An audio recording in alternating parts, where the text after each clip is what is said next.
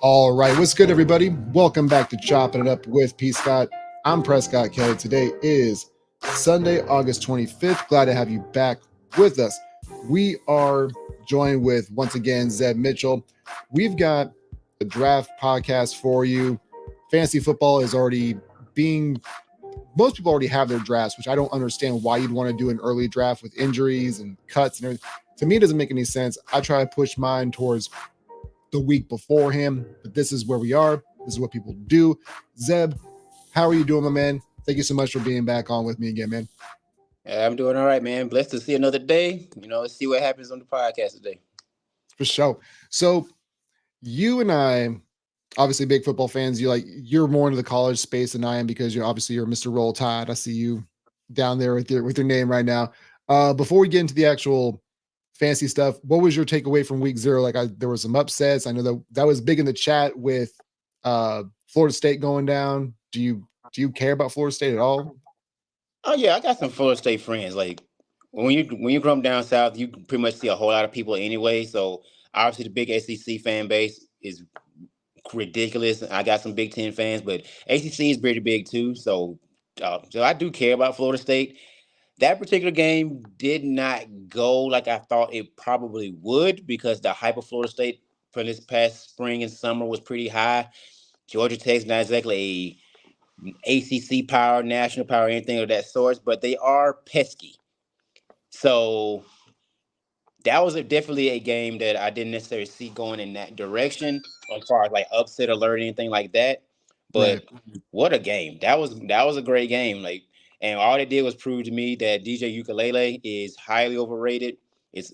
He should not probably go very high in the draft. Yeah, draft wise, he's not gonna go very high. He's bounced from Clemson to I think Oregon State and now to Florida State now. He's about the 3 pretty big schools, and the product is still the same. So if he goes first round in this draft, there's 32 GMs that are just idiots. So that's what it confirms to me. Fired easily. If they don't, they're on the chopping block or at some point too. But shout out to Georgia Tech. I mean, they did what they supposed to do. That's an ACC game, so that's a conference game. So especially with this expanded playoff too, that hurts Florida State a little bit. They can correct the ship, kind of get back on track. They were ranked number 10, right? They were ranked 10th. And then yes. Yeah. So I mean, they have ground to make up, but that's also a huge W for Georgia Tech to at least get in the top 25 conversation early on. I don't think it's going to put them in the top 25 necessarily, but at least it gives you the momentum to at least, if you can string along a couple wins, maybe at least get in that conversation though. Oh, absolutely. Like I say, because it's Clemson and Florida State leading that conference anyway. So to go ahead and knock off one of the top dogs pretty early and kind of hurt their ego while boosting yours, huge confidence boost for Georgia Tech because they're definitely not going to beat Georgia this year. But I'm saying that early, but they might do something with that game too. I don't know. I doubt it, but we'll see. College football is back. I'm excited for it. I kind of already might have my predictions already set, but I can't wait to see what happens. It's going to be a very wild season. I think I posted that too. This is going to be crazy. I think so too. The extended playoffs, I think, is going to be really good for college football. But to get back to the draft, okay, so you are an Atlanta Falcons fan. So that roster has been weird to me for a couple of years because I've picked Kyle Pitts to be one of those breakout guys. I picked Bijan to be a breakout guy, and I think that they're going to be. But is there somebody on the Atlanta roster that you are saying don't pick too high? Maybe they're a sleeper pick, but is Kirk Cousins going to be overvalued? Do you think that because now they've got 3 levels, they got 3-level weapons, right? Wide receiver, tight end, and running back, and then they've got Kirk Cousins being at the forefront at the quarterback position. Is there one of those guys that you say is going to be overvalued or undervalued? Because I've been on the Kyle Pitts train for a while, and I don't want to bail on him now because I feel like now that he could get fed, I don't want to bail on him though. It really depends on how you value these players. For Atlanta, it's always tricky because for myself as a fan, I have yet to pick anyone from Atlanta.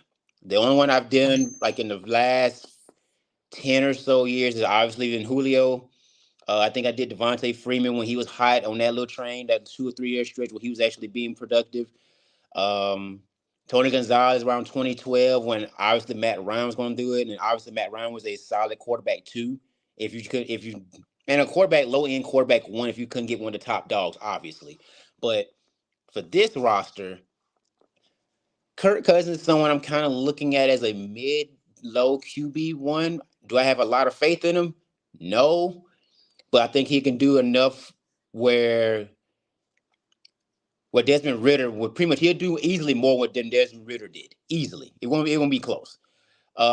He's just someone I pick other quarterbacks first. If he's just having to fall to your lap as a quarterback two, then that's a solid backup. If you pick him quarterback one early around that first, like in that mid rounds where you probably can get a Dak or two or somewhere like that, you fucked up already. Like that's just my personal opinion. Is that to piggyback on that, because like we're going to layer this into like draft strategy, but you were talking about Kirk Cousins is where, because I feel like largely quarterbacks, they've got a statistical value that are usually pretty similar. There's guys like Lamar, there's guys like Josh Allen, there's guys like Jalen who give you a better fantasy option. But I feel like most quarterbacks are pretty, you might get more yards, but you're not getting as many touchdowns or vice versa. So if you're not going quarterback early, like where would you place to get, how low would you go in the draft to get Kirk Cousins and be okay with it, I guess? Because I'm usually going like round 4 or 5 at least until I start even picking quarterbacks, like generally speaking. I say if that's your strategy, I say I would personally, if that was me and I was looking at eyeing Kirk Cousins as far as my quarterback because I really believed in the offense that he was going to do, at the lowest, I would look at him probably like, well, no, excuse me, not the lowest. The highest will probably be like round 6. Because I really feel like you can get more value for other players that's going to absolutely be productive than you will with Kirk Cousins. No question about it. Now, like you say, LJ, Mahomes, Allen, Burrow, some people like that, obviously going to go probably like between round 2 and 4. Maybe round 5 at the lowest.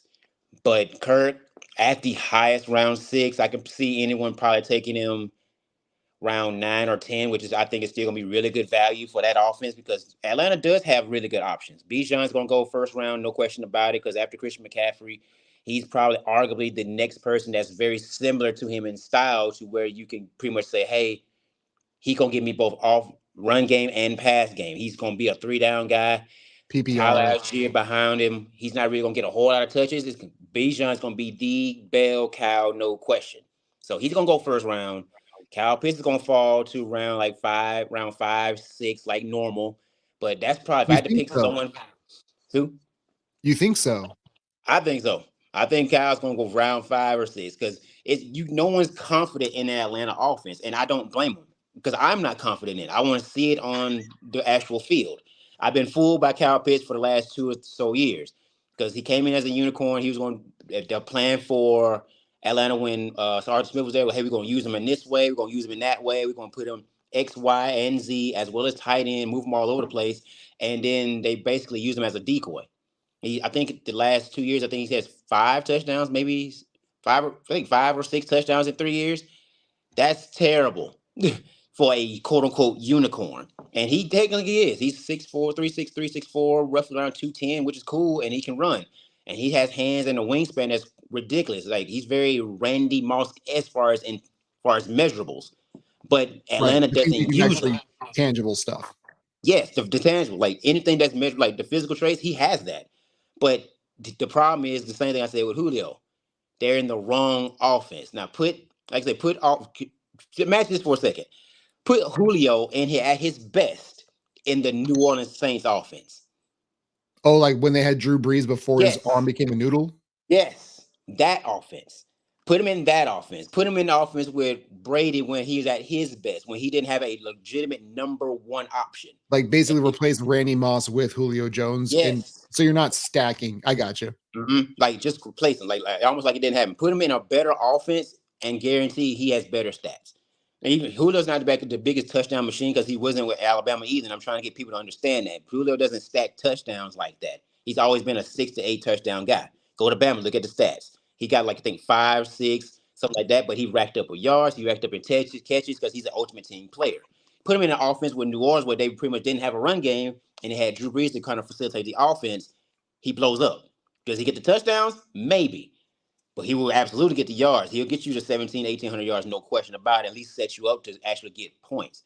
That's the problem with Atlanta. It's not the offense hasn't changed no matter who the quarterback is. The person that you have the high expectation for is someone that's going to probably end up falling down. The only one I'm sure of that's going to do what they need to do is Bijan. Haven't seen a skill set like him in quite a while. And Like I think you got basically to go since back. LT, he reminds me of like a little bit bigger LT, basically. A little bit bigger, probably a little bit faster, but his hands are probably better. The only one I can think of that has better hands than Bijan is CMC. Haven't seen that. CMC is just a rare breed, though. Yeah, he's a different cat. Mario says, so Mario, if you're still watching, bud, if you want to show us any other hardcore, talking sports, we can get some more people in the group chat and just kind of keep the thing rolling. He says you could wait on Kirk until the 10th round or later. I don't necessarily disagree with that because I feel like you probably can. You had mentioned Kyle Pitts sliding to like the 5th round, which the thing is, I understand what you're saying on that because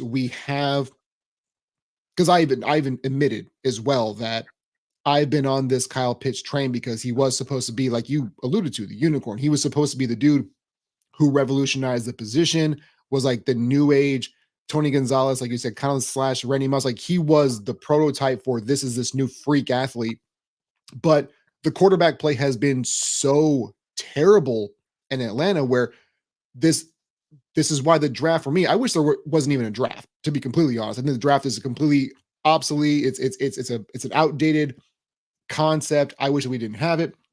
But for us to think that this guy isn't good because the quarterback play has been so bad, I think that what we're going to see in drafts are people are going to reach on Pitts because Kirk Cousins is a throwing machine. He's averaging 40, 45 attempts a game. Even coming off that Achilles, I do think that they're still going to throw the ball an absolute just a ton, So I feel like people are going to reach on Pitts still just because of how much Kirk Cousins has been known to throw the ball. So I think you're going to get a lot of reaches on Drake London, a lot of reaches on Kyle Pitts. So I think that 5th is accurately assessed by you, but I think that most players or most fantasy football owners are going to want to reach on him early just because he's going to get more targets.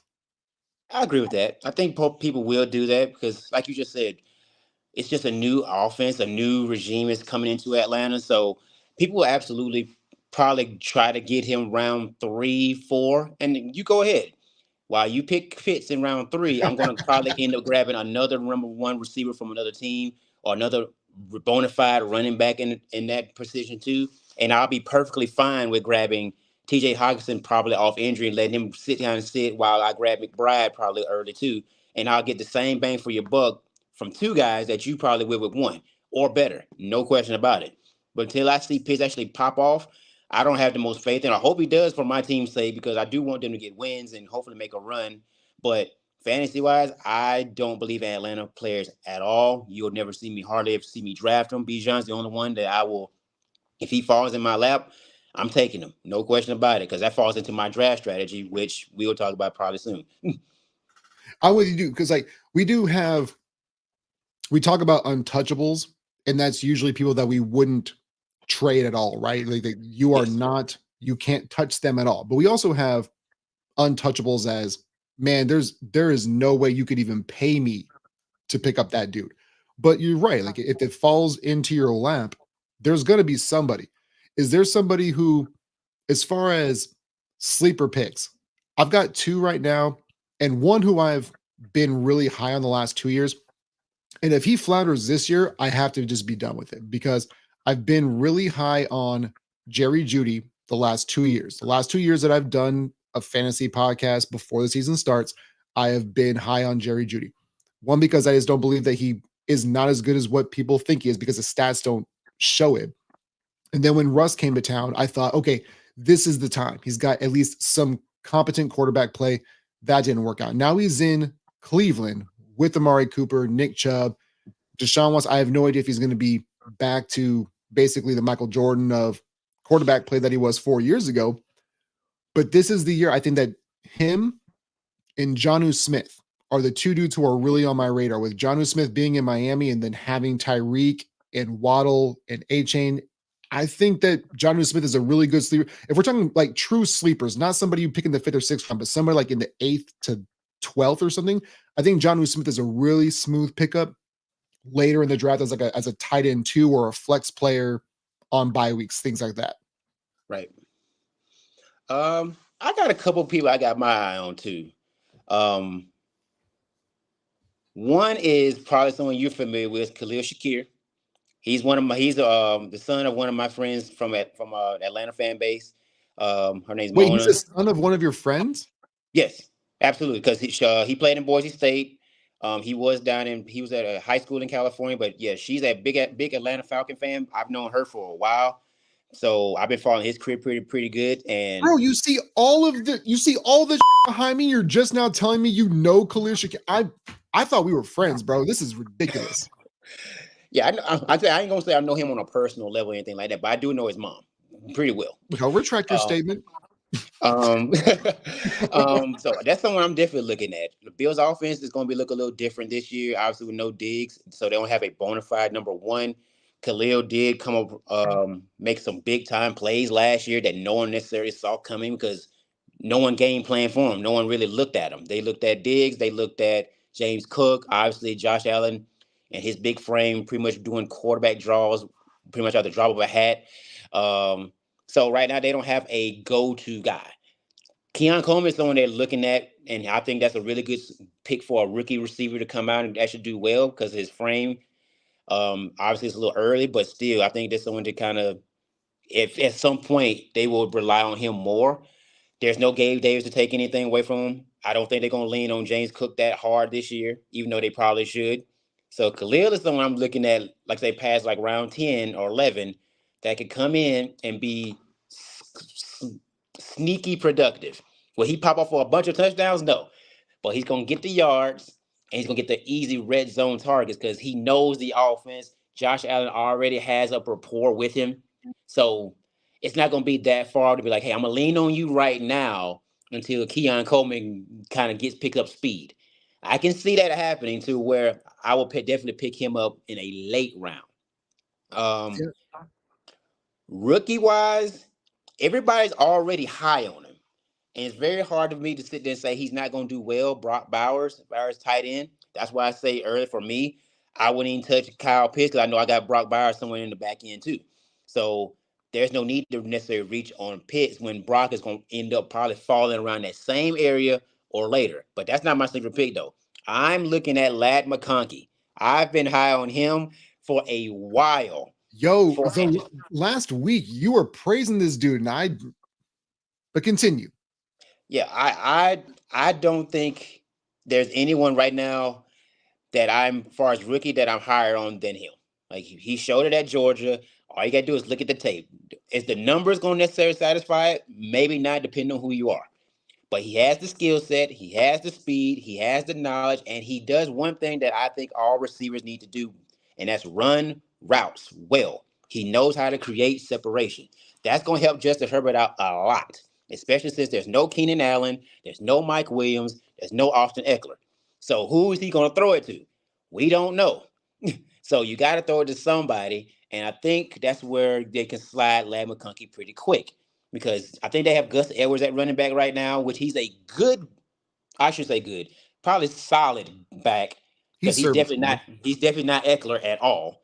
But Ladd in the slot, where he can pretty much abuse safeties, abuse linebackers that's pretty much not really used to coverage or pretty much used to him, anyone kind of running routes like he can. I'm high on Ladd McConkey. Like Herbert's going to probably have a field day using him, and especially in the red zone. Somehow, some way, Ladd gets open. He kind of reminds me of a little bit of a Wes Welker type feel to him. He just gets open, and he burned Bama too many times. He finds the soft spots and just sits in it. He's probably gonna be a better version of what people thought Hunter Renfrow was going to do. Dude, Hunter Renfrow had one great year, and then like everyone just thought that he was going to be like you said, the next Wes Welker and overvalued in leagues. And this is why I tell people, man, like one season does not a career make. One season does not make like anything. These things are cyclical and they're constantly moving. But when we're going, like, we kind of touched on Atlanta as far as players that you wouldn't either touch altogether or that you'd wait for. If you are a fantasy owner and there's a bunch of Bills players, you had mentioned Shakir and James Cook. For me, on draft day, unless they really, really slide, I'm not picking any Bills position player at all. I would pick, if you really want, every league's a little bit different, right? Yeah. So I'm in a podcast league, which is only podcast content creators, right? So there's 20 of us, and that one is 2 quarterbacks. If I have to reach for Josh Allen early, I will. But in a traditional league, I would wait a little bit longer. But he's the only person that I would draft from that league. Now, you want to keep an eye on these dudes, but like you said, James Cook is the only person who I might draft relatively early, because if they're going to stick to the same script they had last year when they weren't featuring Stephon Diggs in a PPR league, he might get you 3 to 5 catches a game. Like, I feel like that's something that should be warranted, but you don't know who's going to be the number 1 wide receiver. Shakir is somebody who came up big, but not an over the top huge monster number dude. They got Kincaid and they got Knox. This team is just, there's too many uncertainties where Josh Allen, again, with the rushing touchdowns, he's going to be somebody who is going to be a playable person every single week, but there's just not enough consistency everywhere else. I'm not going to take anybody. You'll want to watch the waiver wires throughout the year and see kind of who gets those targets and who's being used. But James Cook, to me, is the only person who I definitively know between the attempts and the catches out of the backfield that I would maybe take in that early to mid round range at all for the Buffalo. And don't take the Bills defense at all. Just don't even do it, man. I'm not here for it. I'm tired of people telling the Bills defense is good when they've had whack offensive like opponents, and then Milano being out, the secondary decimated, young. No, don't pick up the Bills defense at all. I can see. Is there anybody? So these high end dudes we've seen. I don't really like the running backs. Obviously, matter in fantasy football because of their ability to run and catch. Is there a wide receiver, let's say, that you've thought about who's a really big name that you are not that who's entirely off your draft board again? Because if they followed you, you'd pick them up. But is there somebody who you are not valuing very high? Because for me, currently, it's CeeDee Lamb. That's a guy who I wouldn't take in like the first 2 rounds. I can honestly see that, because I think we talked about that in a chat with a couple of our friends too. Like, CD is definitely Dallas's offense. So to hear you say you probably wouldn't touch him in the first 2 rounds is definitely surprising for me. But far as receiver that I necessarily probably wouldn't touch, honestly, I don't know if we would qualify him as a big name, but Olave. I don't trust the Saints. I don't trust the Saints offense like that. How far would he have to slide for you to pick him up? And then I'll get to the chat because Mario has a really good example as well. But how far would you allow Olave to slide before you pick him up? Same range as Pitts. So like round 5, 6. Round 5, 6, and that means like all the big time dogs, worst wide receiver 1s are gone. Some of the perennial wide receiver 2s like Waddle, Devontae Smith, Ayuk, they're already gone. Addison, they're already gone. So I'm like, I need a receiver. Do you think Ayuk's going to go high? Who? Do you think that Ayuk is going to go high because there's still the uncertainty with San Francisco? He'll go higher than Olave will. And I personally trust him. I agree with that. Yeah. I trust him more than Olave because, again, there's no shade on Olave because he's a good player. I just don't trust that New Orleans offense with Carr in it. Like, we saw how it looked last year. And it just, like, Kamara, look, that's a person right there that literally has fallen off the fantasy grace pedestal. Look at Alvin Kamara. Dude, he was averaging like 70 catches a year for like 3 years in a row. And also like 1,200 on the ground. Ground game, pass game. He was the new age, pretty much arguably better than Christian McCaffrey, arguably better than Saquon Barkley. He was more durable too. Yes, and then all of a sudden, he got the catches, but the run game fell off. If you can blame that on O-line, okay, to a certain degree. but I can't really agree with you. I think it's Derek Carr, and he just don't fit. Derek Carr will do it fine with Devontae Adams, but at the end of the day, it's still Derek Carr. So I just don't believe in that offense at all. Like when you start having Taysom Hill start getting fantasy points for no reason at all, that tells you everything you need to know about Derek Carr. So You're not that's the way wrong. I'm looking at too. I'm like, I'm just not super high on Olave. Even Rashid, the guy that the number 2 for him, he's getting fantasy points over Olave too. So there's people they're good, but will I take them necessarily high? No, I just can't do it. Like not right now anyway. So Mario had mentioned a wide receiver that he would pass on the first couple rounds. He said Devontae Adams as well, which I think is fair. He said I'm cheerleading with my daughters and need this episode to get through, so don't mind all my comments. I I agree with him. appreciate that. That's So a really good one because I think that Aiden O'Connell guy, he's not even solid in my opinion as far as quarterback. He's below average. So and the Raiders need a quarterback. They don't have Josh Jacobs anymore. That's why they doubled down. I don't know why they doubled down on tight end when they had Michael Mayer. It's like the Raiders are Raidering right now. You don't know what they're doing. But I can't talk too much because again, I'm Atlanta and we doubled down on 2 quarterbacks for no reason at all too. So we're both in the same boat. But I yours definitely at least makes sense though, because Kirk's like 92 years old and Penix is 86. So at least y'all figured that out. yes. Well, that's the only silver lining, and I'm glad you found it because I didn't have one. But Raiders wise, there was no need for that. And you got all these weapons, but you don't have anyone to throw it to. Now, granted, in the next two years, someone will pop up. There's Arch Manning coming, Shadur Sanders is coming, Quinn Ewers, and Carson Beck, and a couple other guys like that. So they might can sneak someone in that draft. Good. And so they're basically playing the long game. Go ahead and get the weapons now, and then slide the quarterback in, kind of like what the Bears kind of sort of did this past draft, which was pretty much reinvent everything and then get Caleb Williams, which is fine. But I agree with Mario. That's a really good one to kind of throw into Devontae Adams. Yeah, I can see that. Is there a quarterback that you think is going to be overvalued, or one that you're willing to wait on and think, man, if I can just sneak this dude in like the late round? Is there a quarterback do you think that nobody's really thinking about that could be a steal? Because for me right now, if I'm talking, I've got my running backs, wide receivers, tight ends, everything's already done, and I usually wait on quarterbacks because that's generally what I do. I want to get the best skill position guys and have that, because there's going to be attrition, like there are going to be injuries. Quarterback largely is the most upright position, so I'm willing to wait. The lowest I'm willing to go, and I'm going to go like round. I think that Jalen Daniels is going to go relatively early, like because of the running ability. Right.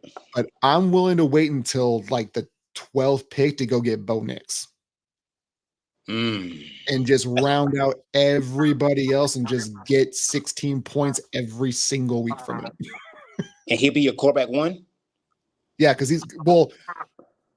yes, in theory. If I'm really just trying to create the monsters of like skill position guys, okay, then I would wait, and Bo Nix would be my one. I'm saying if I don't pick any quarterback at all, and I'm willing to go down to the 12th round or so to get somebody, Bo Nix would be my least, all the way down, and will be my starting quarterback, and just kind of round out just an Avengers squad of everybody else. Okay. So if you're going that route, yeah, I got a quarterback definitely. Who you got? Matt Stafford? Yes. You think he's going to fall that low? Yes, without question. To the 12th round? Without question, he's going to fall. He's going to fall. Like there's no way he's going to go over to. I'm just thinking of all the quarterbacks that's better than him right now. Like people going to really value more than him.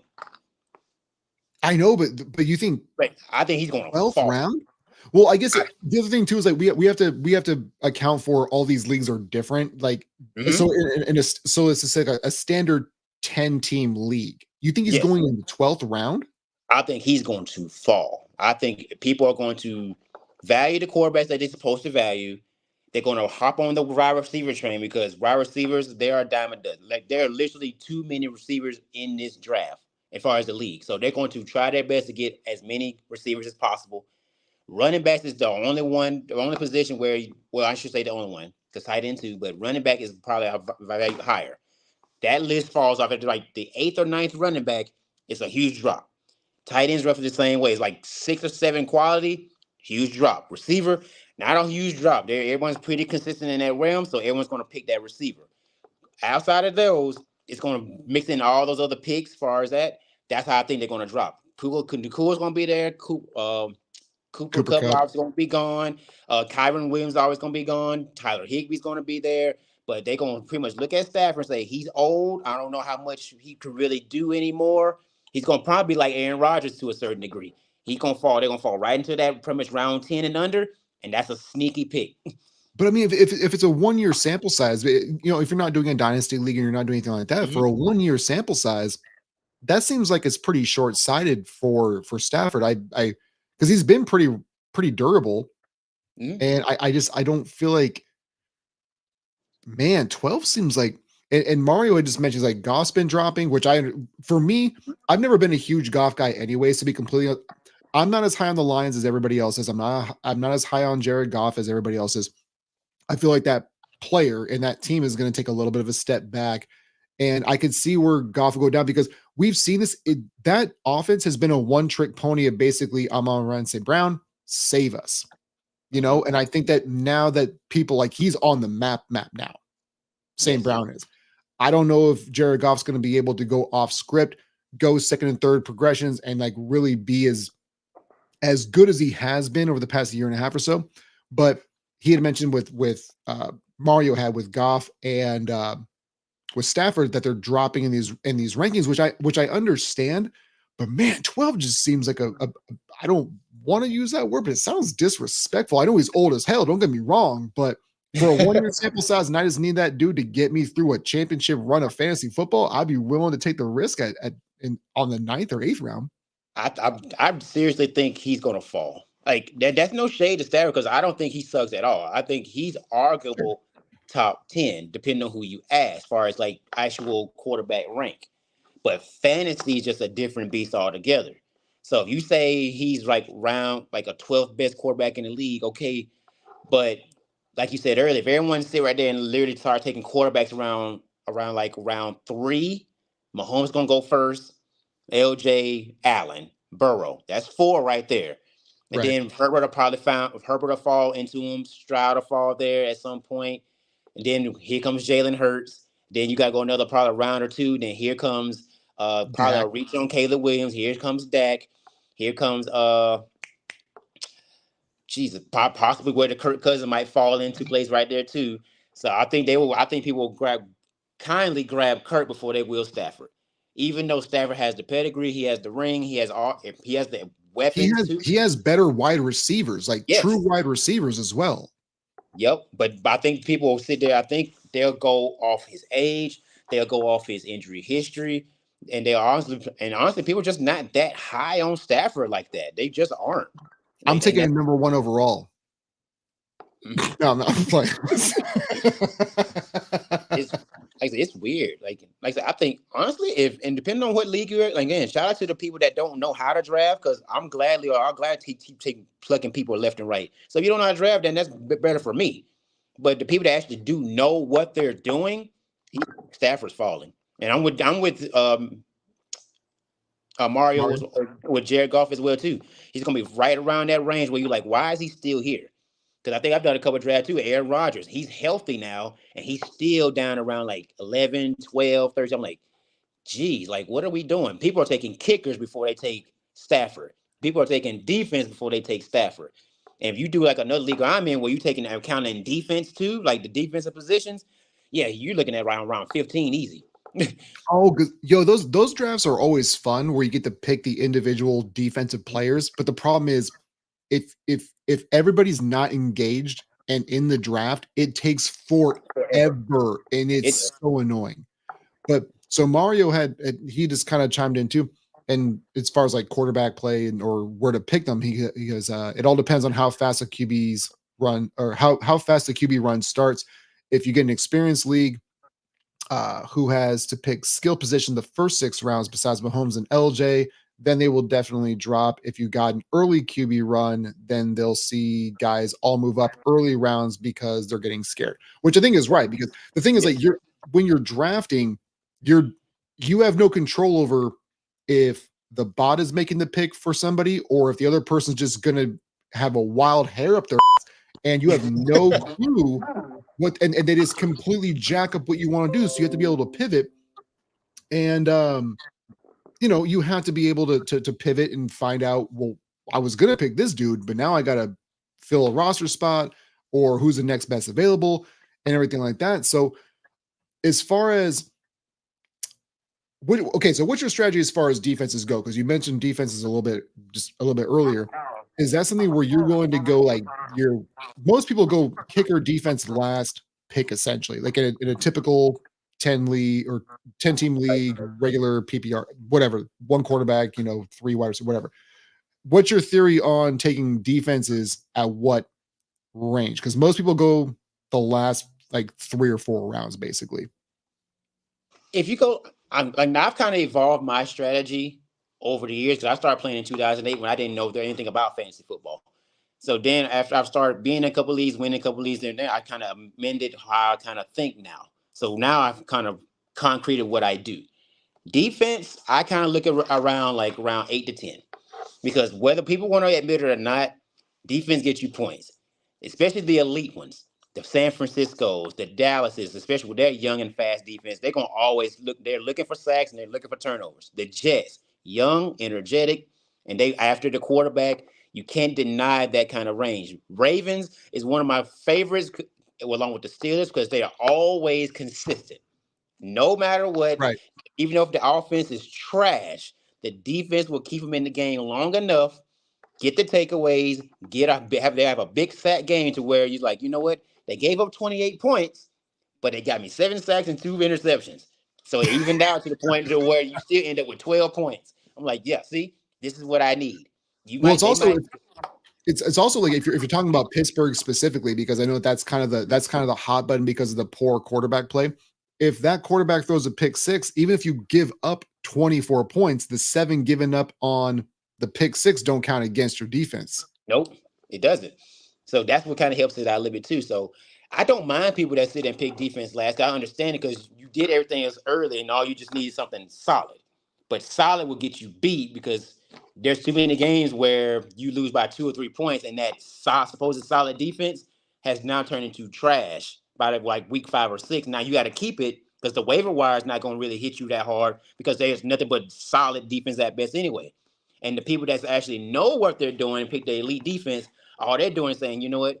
Let me go ahead and take out this wide receiver 6 right here, sub him out, and use the waiver wire for a solid defense. Just get me by for the bye week, and I'm going right back to my elite defense. That's how you draft.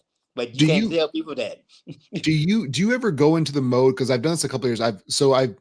There was a point in time where I'd say this was 6 years ago, before I really started getting into DraftKings and Prize Picks and FanDuel. Before I got into that, I was doing like 11 fantasy drafts a year. It was sickening. It was sickening, dude. It was a bad habit. So I got out of that. But there would be a point where, would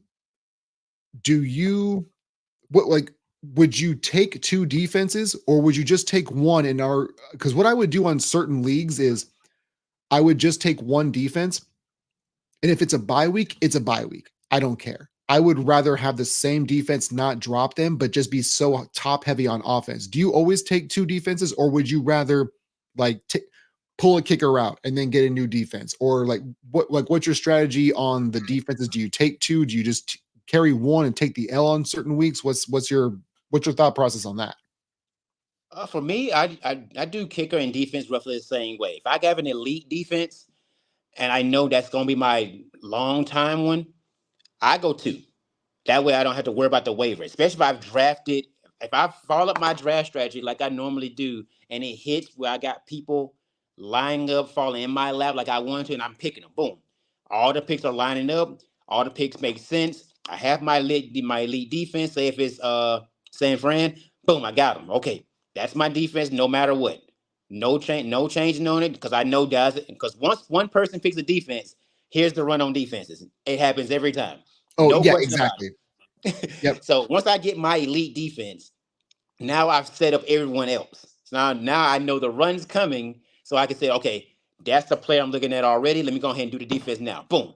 Here's the run. I got the guy that I really wanted kind of as a wide receiver 4 or 5 on my depth chart. Now everyone's playing pretty much pickup. Okay, what happened? Yep, Zeb just messed around, got a sneaky pick here, and another sleeper here. Here's the kicker. Boom. Now here comes the run on kickers. Now they're like, okay, I got to go get Justin Tucker. I got to get Bucker. I got to get Aubrey. I got to get someone. Now here comes a little small run. Every time you make a run, you make someone else fall in my lap. So here come another sneaky pick. Boom. Like, thank you for falling for the trap.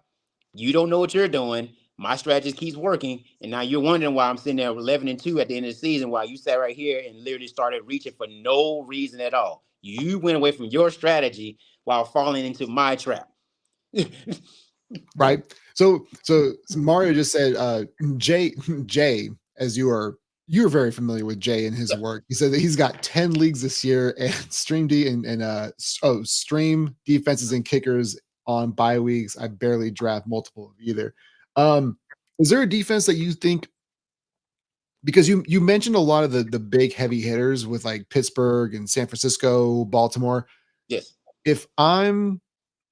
For me, I like I said, I generally like to wait on defenses, but when I do, this year, I'm gonna snag up Jacksonville. Mm-hmm. Do you have like a sleeper defense that you think is going to be out of the norm, that's going to give you similar points as those big heavy hitters that we generally think of? Jacksonville was one of mine because you can't deny Fasade Aluakun. You can't deny Tyson Campbell. Black Josh Allen. Rayshawn Jenkins, if he's still there. I don't think he is, though. Andre Cisco. Obviously, Josh Allen, like you just said. Trayvon Walker. Like, so they got some studs over there. It's not quite like it was when Jalen Ramsey was there, but Calais it's still Campbell. good enough. Yes, absolutely. But if I had to go away from just that pick because you said them, not to sound like a homer, but watch Atlanta. That's a solid defense. Like I mentioned, No, like I new said, safety Judon. they have players. Like I say, if we put everything together, we can be a sneaky, dangerous playoff team. Because just last year, we was a sneaky defense, winning games based just off them. They kept us in a lot of games. Now we have Terrell still there, Grady Jarrett, who's a underrated defensive tackle that Dude, no he's one really so talks good. about. The linebacker play could be a little bit better because there's a bunch of kind of just names, but they're still low key productive. And I kind of surprised me when I looked at the stats not too long ago. I'm like, okay, they got a lot more tackles than I thought. But the secondary is where I'm like, okay, Justin Simmons, Terrell, and my guy Jesse Bates. Yeah, Probably the best safety duo in the league right now, and I can't think of anyone better right now.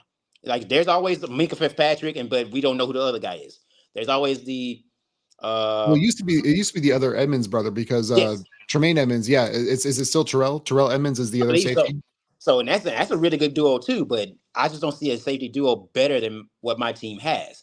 So if you got, and that was always a big issue with Atlanta, we just didn't have the secondary safety help to help out the corners. And then when we got corners, we didn't have safeties. We got safeties, we didn't have corners. But we still don't have much of a pass rush. But it's now the pass rush is Judon coming together. Yes, the pass rush is coming now. It's like, okay, we're making moves. Here's Judon to help out Grady. So if the front four is going to be fine. It's going to be a sneaky defense. Will they be top 10? Probably not. I think statistically, I think that they might be one, because like we were talking about like edge rushers, and because they really haven't had anybody. Like you got Dwight Freeney towards the end of his career, but it's really been like since John Abraham was the last time that y'all had a real true edge rusher. Well, Vic Beasley too. He had a spurt for like 1 or 2 years, but right, yeah, exactly. But John Abraham's the pinnacle. Right, but when we're talking like statistically, could they be a top 10 defense? It's not just like you said. There's still issue at the linebacker position. The defensive front isn't what you want it to be. Defensive stats can always be goofy too, because you have to still rely on your offense, not put you in bad positions, which I don't think Atlanta's going to do. But you also have to consider when you're picking a defense, 6 of your basically a third of your games are in division. So Mhm. playing the NFC South, I That's all don't I'm think gonna it's say. that's one of the reasons why I have Jacksonville so high as a third of their Tennessee. I don't trust Mayo Will Levis No. at all. Like, it's Houston to me, I think is still going to be good. They're going to be formidable. So those specific games, those might be shootouts and you lose those ones. But Indianapolis, I have no idea if Anthony Richardson's even going to play. That's another reason why I think that Jacksonville is going to be one of my higher picks. But yeah, Atlanta to me, I think is a really good sneaky defense to wait on and just build up the rest of your squad though. Yeah, absolutely. I think so. Like I say, because like I say, you got 6 division games. I think we played the AFC West this year. So there's the Raiders still there. Of course, the Chargers trying to figure out themselves. Broncos going to Bronco at some point, but plus we're used to Sean Payton too, which is going to be a sneaky advantage as well too, because he was with Drew Brees so much. So we know his offense. We just got to pretty much just execute it. So the only one we got to really worry on is the Chiefs, but they don't have exactly the big dog receivers either. They got Kelsey. If we let Kelsey burn us for 250 yards and 3 touchdowns, then we deserve to lose. So Right. So so I, I guess so we didn't really get on offensive rookies. Okay, Taylor, we can wrap up the we'll wrap this up because I know that you got a draft coming up soon and I've got one coming up a little bit later. Offensive rookies who you think that might surprise. I know that we've got like Marvin Harrison Jr. is up there on things. I think that Xavier Worthy is somebody to keep an eye on for the fantasy because Rashid Rice has not been suspended yet, and I don't think it's going to happen this year. So he might still be eligible to play. And you right. couple that with Pacheco and Mahomes, I think Xavier Worthy is a really good late round because I don't think he's going to go right away, but in the middle to late rounds, I think that Xavier Worthy is a really sneaky good pickup for wide receiver. Agree. And who do you have as like a really good rookie that you can get for value? If I can, I've already talked about Lab McConkey. That's Right. for some strange reason that's my guy. Just You if had dude, you got a for him. that's my guy. He's burned Bama too often for me not to actually pay him any attention. So him and Brock Byers is just two guys I've seen too much of. So I get it. But there's one guy that literally burned Bama just as much as anyone else too, and he's not getting the love because his counterpart just was having to be just a little bit better. Give me Brian Thomas from Jacksonville. I think he can have a better year than Malik Neighbors.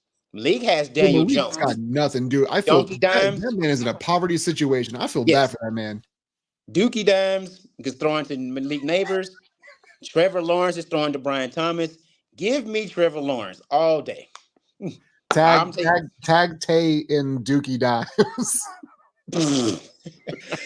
Get him out of there. I'm sorry for Malik. He's gonna be. There's no Saquon to help him out. There's no Darren Waller, who's pretty much going off making R&B hits now. There's nothing there but Malik Neighbors. Don't you say hits, bro. That you are using that term very loosely. Well, he's doing something with hits. I don't know. Maybe he just never mind. I'm not gonna leave that alone. But the bottom line is he doesn't have. Malik Neighbors has nobody to lean on. It's him coming in day one as the guy. He's arguably the best player right now on that Giants offense. Well, you and I talked about this when we had like the real Avengers, like all 6 of us. We were talking about the rookie of the year, kind of like what the odds were. And Malik Neighbors was number 6. And we're like, yo, how the hell is he gonna be number 6 when there's no offensive line? The defense isn't good. You got Daniel Jones. There is zero reason to have any faith. And it's not, again, we go back to this thing of it's not Malik Neighbors' fault if he has a terrible rookie campaign. Mm-hmm. It is not on that dude whatsoever. And so Mario said, because I was so close because when you were talking about Darren Waller, I was like, dude, he fumbled the bag and he fumbled the relationship. And Mario said, LMAO, he gave us back Kelsey Plum, thankfully. He's not wrong. Like, he's not wrong. He's not. But like I say, you're right though. No one can blame Malik. I see why he's probably high on a couple of rookie rankings because who are the targets going to go to for rookie of the year though? It just seems that's an impossible achievement for him to attain given his circumstance. For offensive rookie of the year, I don't think because I think they got him high because I think they're starting to buy into the hype of Malik Nabers a little bit too, which is fine. But honestly, for quarterback wise, there's no pennies because he's not going to see any time soon. If Bo Nix, Caleb Williams, and Jaden Daniels are only three quarterbacks that you pretty much got to watch out for because JJ McCarthy just got hurt, so that's three rookies right there. I know, but Roma None of- Dunze and Marvin Harrison Jr. Mars Harris Jr. is right there, so that's four. Doomsday is five. So now you might can slide Brock Bowers in there. Keon Coleman to me is the really, really, really sneaky. And we talked about this. He is the lowest as far as money. I would put as far as the lowest I would put money on for offensive or just rookie of the year. Keon Coleman is the lowest I'd go. He has like the 9th or 11th best odds to win it, just because he's going to get targets and things like that. He should. He should, and I hope so because I mean, look, if the Bills are not going to win the division and not make the playoffs, at least be entertaining. And that young man has made me want to love the Buffalo Bills again, like nobody else has. Yeah, I agree with that too. I think he's gonna have a really good year. Like Josh Allen's not a bad quarterback. He's just not the god that everyone thinks he is either. So I know, but but that's the thing is like I always get talked so much about that, and I'm just trying to speak truths. That's all I'm trying to do. Which is crazy to me because it feels weird that we're talking about a Wyoming quarterback as if he's just the greatest thing since Joe Montana or somebody like Dan Marino. Like, no, he's really good. But people misconstrue myself, and I want to have this conversation at another time because like nobody really listens to me when I say I didn't have a problem with them drafting Josh Allen. I had a problem with them trading up because if you look at the landscape of when they drafted Josh Allen, of what the quarterback situation was, they were bidding against themselves. Right. That's the only issue I've ever had. That on top of the fact that people put him on this pedestal once he got Stephon Diggs. This is the year where it's going to go back to Josh Allen's cheeks, or he's going to be arguably the best quarterback to never win a Super Bowl because I don't think he's going to. Fair. But I'm going to let you get back because you got a draft coming up. Zeb Mitchell, thank you so much for being on with me. We'll have you on again. We always do, man. Thank you so much for chopping it with P. Scott. Zeb, thank you so much for your time as well, man. No problem. Appreciate you. God bless. Yeah, ciao, man. All right, you guys know the drill. Stay up, stay blessed. You can see or you can listen to the Chop Up P. Scott podcast, wherever you get your podcasts, audio streams, wherever you get your podcast for free. Like, share, subscribe, smash the 5-star reviews. Stay up, stay blessed. We'll catch you guys on the next one.